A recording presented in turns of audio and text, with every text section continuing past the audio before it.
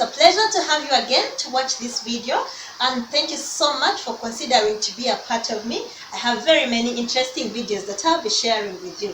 Do not forget that I have chosen to do a step-by-step process of making a very good, soft, moist cake by the creaming method. And this is one of the steps that we do in the cake making process, and that is greasing your cake pans. We are using our recipe that is in the different steps in our different videos on this channel. So today we are going to continue working with the other cake that was 400 grams of fat, 200 grams of sugar, and 480 grams of flour, then 10 eggs. That was our recipe, and we are still working with it. So we have our tins here, and this is 8-inch. This is a tin of 8-inch.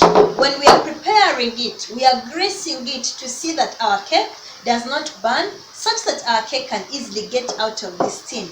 Okay, so we have our fat here, which is our Prestige, and I have a brush, an ordinary brush. I get my baking tin, and then I spread my fat all over in these tins, which I am going to use to bake. The fat prevents the cake from sticking and helps the cake to easily come out of the tin. You ensure that these edges are really given enough prestige. However, you don't need to put too much of it. I will do the same for my other tin. Now, when we are baking cakes at Ria Confectionery, we usually prefer baking our cakes in smaller quantities, such that they take a short time in the oven and that they can be able to cook properly and adequately and rise. So that mixture of ours, which we used of 400 grams of Prestige, we are going to bake it into two, and we are going to put two flavors in our cakes. Like you will see in one of our videos, how to add essence to your cake mixture. So we are going to put a different essence of cake mixture in each of these tins.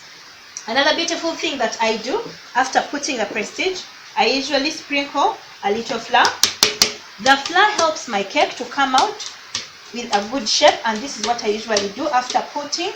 I beat it out such that I remove all the excess. My cake is able to come out clean without excess fat. Okay, the excess fat is not there and comes out very clean, and the edges will be smart. I would also encourage you that after baking, you need to give your cake some time, put them aside such that they can cool a little bit, then you can remove them out of the tin.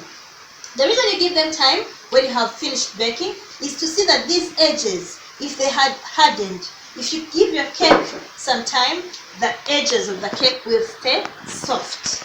Alright, so I'll do the same procedure for this tin. Okay, I put a little flour, then I keep beating and do this. Okay. Alright, so that is how I prepare my baking tins, and they are ready for use. Thank you so much for being a part of us and continuing to subscribe to our channel. Thank you so much.